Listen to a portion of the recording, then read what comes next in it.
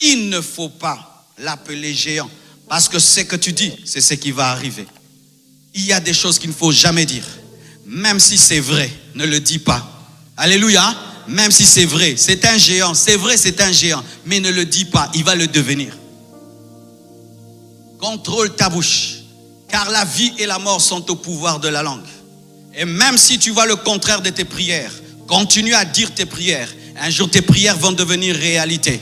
Un jour, ce que tu dis dans le secret va devenir chair. Même si tu as demandé des choses en 2020 et tu ne les as pas touchées, continue à le proclamer, à le proclamer, à les proclamer, à les proclamer. Et un jour, cela va arriver. David avait refusé de dire géant. Il a refusé de dire géant. C'était une discipline en lui. Je ne l'appellerai pas géant. Si je l'appelle géant, il va devenir un géant pour moi. C'est un géant pour Saoul. C'est un géant pour mes frères. Mais il n'est pas un géant pour moi. Je refuse. Même si je vois un géant, je ne dis pas. Je ne dis pas. Ne dis jamais que tu es pauvre. Ne dis jamais que tu es maudit. Ne dis jamais cela. Ne dis jamais que tu es le dernier. Ne dis jamais que tu es bête. Ne dis jamais que tu es bête. Dis j'ai oublié. Ne dis jamais que tu es bête. Ne dis jamais que tu as l'esprit de célibat. Dis on ne t'a pas encore découvert. Ne dis jamais que tu es disqualifié. Dis que tu es dirigé. Ne dis jamais, ne dis jamais. Même si ça se voit, même si tout le monde confirme que c'est un géant, mais toi deviens aveugle par le Saint-Esprit. Deviens aveugle par le Saint-Esprit parce que la foi t'amène à la folie. Donne-moi l'amen. Donne-moi l'amen.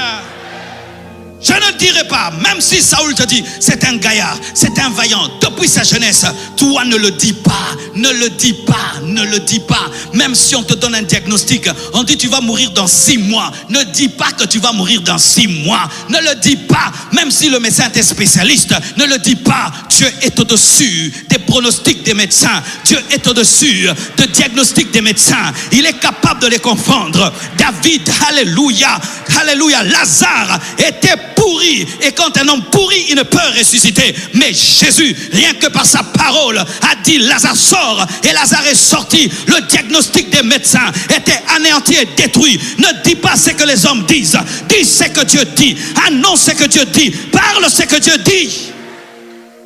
Si tu le fais pendant cette année, tu vas vivre la puissance de Dieu. Même si tu vois l'échec, ne confesse pas l'échec.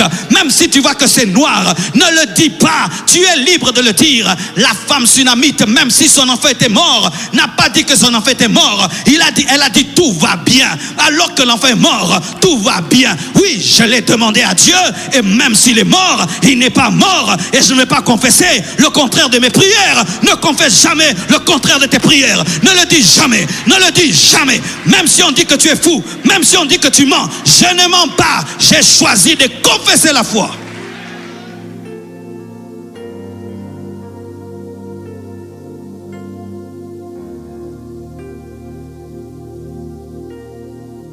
Tu peux même sentir par ma manière de te prêcher que la vie chrétienne c'est un combat. C'est pourquoi des fois quand tu prêches aux gens, il faut prêcher comme un coach. Tu vois le coach comment il parle. Allez, droite, montez, coup de tête, toi, descends, toi, va. Oui, des fois un prédicateur doit venir comme un coach parce que la vie c'est un combat et te dire vas-y, tu vas réussir, tu vas gagner. Arrête de te plaindre, arrête de pleurer. Tu es un homme, essuie-toi, cours. Donne-moi un amen.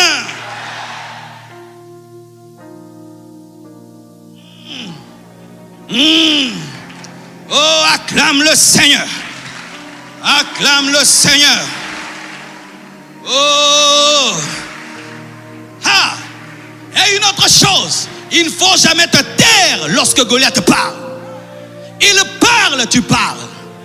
La Bible nous dit, lorsque Goliath a dit à David, je vais te tuer et te donner aux oiseaux du ciel. Lui aussi, il a dit, moi aussi, je vais te tuer. Je vais te donner aussi aux oiseaux du ciel. Mais moi, en plus, je vais couper ta tête. Et en plus, je vois déjà l'Éternel te livrer entre nos mains. Sois un bouchard en 2021. Un bouchard. Un bouchard. Goliath parle, toi tu parles une fois, tu parles 2 fois, tu parles 3 fois. Ne te tais pas lorsque la destinée t'insulte. Ne te tais pas lorsqu'on dit que tu es incapable. Ne te tais pas lorsqu'on dit que tu ne vas pas réussir. Parle, parle la parole, parle les prophéties, parle les promesses de Dieu. Parle, toi aussi parle. Les Quinois, ils disent ça bien. Otie, napenache. Otie, napenache le sous-sous. Alléluia. Goliath parle, moi aussi je parle. Le diable parle, moi aussi je parle. La maladie parle, moi aussi je parle. La médiocrité parle, moi aussi je parle. Parle, tu as une bouche, parle. Oh, toi, cette année encore, on va voir. Tu vas finir cette année sans te marier. Tu dis, d'ailleurs, je prépare ton invitation. Je prépare ton invitation. Élisée l'a dit, hein. Il a dit, tu vas voir, mais tu ne vas pas manger. Mes frères, ne vous taisez pas, sinon vous allez être endoctrinés par Goliath. Ne laissez pas la peur entrer dans vos cœurs. Lorsque quelqu'un te parle pour t'effrayer, réponds-lui pour ne pas avoir peur. Parce que si tu ne réponds pas, tu vas avoir peur. Si tu ne réponds pas, tu vas croire. Et pour ne pas croire les choses négatives, tu dois répondre. Le serpent contre le serpent. Le bâton contre le bâton. Il est écrit contre il est écrit. Le diable a parlé, Jésus a parlé. Il est écrit, il est écrit. Il est écrit, il est écrit. Il est écrit, il est écrit. Le ping-pong de il est écrit. Il est écrit, il est aussi écrit. Il est écrit, il est aussi écrit. Parle, parle, apprends à parler.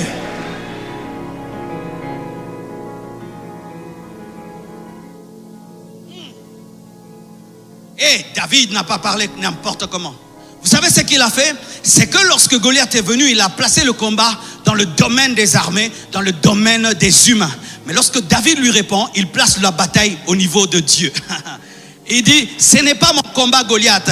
Tu as insulté l'armée de Dieu, c'est l'Éternel que tu as insulté. Je te place face à mon Dieu. Lorsqu'on vient te combattre dans la chair, monte en esprit. Lorsqu'on te combat dans la chair, monte en esprit. Lorsqu'on t'insulte dans la chair, monte en esprit. Lorsqu'on te maudit, monte en esprit. N'entre pas dans les insultes. Toi, tu ne peux pas insulter. Toi, monte en esprit. Et qu'est-ce qu'il fait? Quand il monte en esprit, il voit Goliath déjà mort et il lui prophétise. Il dit, je te couperai la tête aujourd'hui. Oh. Vous savez, entre les deux cultes, quand j'ai médité, David dit, je te couperai la tête. Tu sais avec quoi? Avec ta propre épée. Il n'a pas pris l'épée de quelqu'un d'autre. Ce qu'ils font contre toi retournera contre eux-mêmes. Celui qui voudra te tuer, c'est lui-même qui va mourir en 2021. Celui qui va vouloir écourter ta vie en 2021, lui-même sa vie serait écourtée. La tête de Goliath était coupée par sa propre épée. Sa propre épée. Il a voulu tuer David avec son épée, mais c'est avec son épée qu'on a coupé sa tête. Je déclare qu'ils vont tomber dans leur propre piège. Ils viendront contre toi par un seul chemin, mais ils fuiront par 7 chemins. Je déclare, tu prendras l'épée de Goliath et tu lui couperas la tête. Il va tomber dans son piège. C'est lui qui va être chassé du travail. Ce n'est pas toi qui seras chassé. Il a fait des réunions, c'est lui qui sera chassé du travail. C'est lui qui sera chassé du travail. Je suis en train de te le dire. Ne te tais jamais. Lorsque quelqu'un est en train de perturber ta destinée, en te maudissant, en te décourageant, réponds et parle la parole, parle la foi, parle ce que Dieu t'a dit, annonce ce que Dieu t'a dit. Dis-le. Dis-le.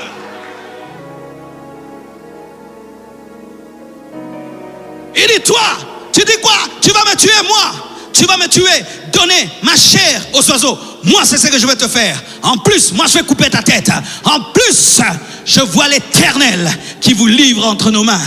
Ah, derrière toi, il y a Dagon. Derrière moi, il y a l'Éternel. Derrière toi, il y a Dagon. Derrière moi, il y a l'Éternel. Dagon, c'est une idole.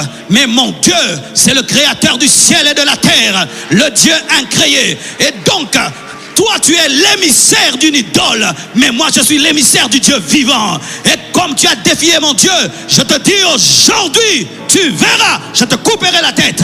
Et ce qu'il a dit, il a fait. Vous savez que Goliath est mort par la pierre.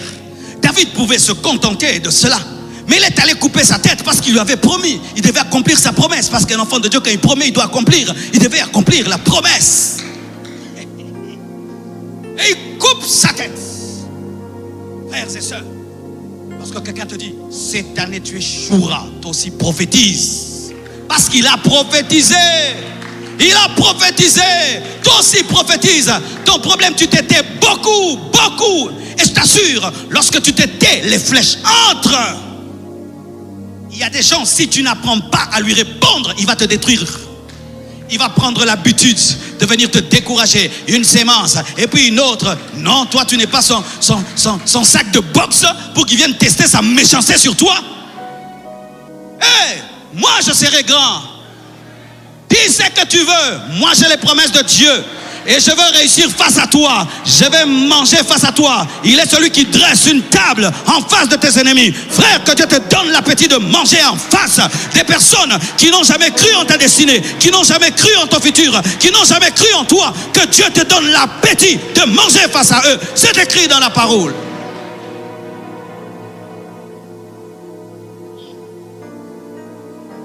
Goliath vient. Il dit armée contre armée. Des armées charnelles. Mais lorsque David entre dans le combat, non, c'était maintenant les anges contre les démons. Les anges contre les démons. Je vous assure, si Dieu t'ouvrait les yeux sur ce qui se passait ce jour-là, il y avait Michael qui était là, Gabriel qui était là, il y avait des anges qui étaient là. Pourquoi? Le nom de Dieu était en jeu. Lorsque tu es défié, n'en fais jamais ton combat. Donne ça à Dieu. Seigneur, on a dit que moi, ton enfant, je n'aurai jamais des enfants. Alors qu'il est écrit dans ta parole qu'il n'y aura pas de femmes stériles au milieu de vous. Seigneur, je te laisse cette guerre. Donne la passe à Dieu. Permets à Dieu d'entrer dans ton combat et de démontrer que sa parole est vraie. N'en fais pas ta guerre. Ne tombe pas dans le piège d'haïr les gens. Tu as la haine pour quelqu'un. Tu perds ton temps. Et la preuve que c'était devenu un combat spirituel. Lorsque Goliath est frappé par la pierre, il n'a pas respecté la physique. Il n'a pas respecté la gravitation. Il n'a pas respecté le principe du choc. Il devait tomber à la renverse. Mais lorsque le choc l'atteint au niveau du front, il veut tomber. C'est sur un ange venu. Toi, tu as insulté Dieu pendant 40 jours. Tu vas te prosterner aujourd'hui. Et dans le domaine de l'adoration, même ceux qui ne veulent pas doivent se prosterner. Il est écrit qu'il a reçu le nom qui est élevé au-dessus de tout autre nom. Enfin qu'en son nom, tout genou fléchisse et que toute langue confesse qu'il est Seigneur à la gloire de Dieu le Père. Et là, Goliath tombe sur son front afin de dire: l'Éternel est Dieu, l'Éternel est Dieu, pardonnez-moi, pardonnez-moi, c'est l'Éternel qui est Dieu, pardonnez-moi. Je te dis, ils vont se repentir, ils changeront d'avis, ils vont reconnaître que tu as Dieu, ils vont reconnaître que Dieu marche avec toi. Même celui qui avait crucifié Jésus-Christ, il a dit: celui-ci était le Fils de Dieu. C'est important, c'est important, c'est important. Mais tu dois savoir, frère, que pour relever un défi, tu dois avoir des motivations pures. Vous savez, pendant longtemps, on nous a enseigné ces choses. Tu dois marquer la terre. Tu dois laisser des traces sur la terre. Tu dois être le premier. Mais il y a un livre merveilleux que j'ai commencé à lire qui m'a rappelé que ce n'est pas ça. Le livre de Rick Warren sur une vie motivée par l'essentiel. Et il dit quelque chose, je vous conseille de le lire. Il dit: si tu te bats dans ta vie pour être le premier, sache qu'un jour, il y aura un autre premier. Tu peux battre le record du monde. Il fut un temps, il y avait un homme qui s'appelait Carl Lewis. C'était un Américain, c'était l'homme le plus rapide du monde. Et aujourd'hui, il y a eu Usain Bolt. Et puis il y aura encore, il y aura encore. Alors si tu te bats pour être premier, tu auras une joie éphémère. Parce qu'il y aura toujours un autre premier. Et si tu te bats pour que le monde se souvienne de toi, un jour les hommes t'oublieront. Et si tu te bats pour la reconnaissance des hommes, les hommes sont toujours compliqués et tu ne peux jamais les satisfaire. Mais travaille pour une seule chose, la gloire de Dieu. Lorsque tu as un défi, dis: Seigneur, donne gloire à ton nom. C'est ce qu'il y a fait. Qu'on sache que tu es Dieu et que je suis ton serviteur. Seigneur, on a dit que je vais échouer. Donne gloire à ton nom dans mes études. Donne gloire à ton nom dans mon entreprise. Alléluia. Et regardez ce défi. Regardez ce détail. Lorsque David entre sur le champ de la guerre, voici ce qu'il dit: qu'est-ce qu'on donnera à celui qui tuera cet incirconcis? Il a voulu se battre pour lui. Et on a dit: il sera comblé de richesses, on va franchir sa famille et va épouser la fille du roi. Et là, il veut épouser la fille du roi. Il veut qu'on affranchisse sa famille et veut être riche. Mais quand l'onction de Dieu descend sur lui, il dit: tu as insulté l'armée du Dieu vivant, je vais te couper la tête. Il ne s'agit plus de la fille du roi. Il ne s'agit plus de l'affranchissement de ma famille. Il s'agit de Dieu. Tu sais pourquoi tu n'arrives pas à relever les défis? C'est parce que tu veux les relever pour ta gloire. Tu veux prouver quelque chose. Tu veux montrer. Et je vous assure, ça c'est un témoignage personnel. Chaque fois que j'ai voulu travailler pour ma gloire, même l'onction n'a pas agi. Même la puissance de Dieu n'a pas agi. Tout ce que Dieu m'a accordé ne se manifeste pas. Pourquoi? Parce que Dieu ne nous aime pas pour nous-mêmes, mais nous aime pour lui. Ne faites rien en 2021 pour votre orgueil. Ne faites rien pour entrer dans l'histoire. Ne faites rien pour dépasser quelqu'un. Ne faites rien pour être les premiers. Faites tout pour la gloire de Dieu. Tout ce que vous ferez, faites-le pour la gloire de Dieu. Pour la gloire de Dieu, je vais être un multimillionnaire. Pour la gloire de Dieu, je vais faire marcher les paralytiques. Je vais ouvrir les yeux des aveugles. Je veux construire le temple et le finir. Pour la gloire de Dieu, j'aurai des belles choses. Mais pour la gloire de Dieu, j'aimerais devenir un panneau publicitaire de Dieu. Lorsque tu deviens le panneau publicitaire d'un restaurant très connu, toi aussi tu es connu. Qui connaissent le panneau de la compassion? Tu vois, le panneau qui est là est connu. Pourquoi? Parce qu'il fait connaître quelque chose qui est connu. Fais connaître Dieu, tu seras connu. Je rendrai ton nom grand. Mais le but, c'est que toi, tu deviennes grand pour que lui soit présenté.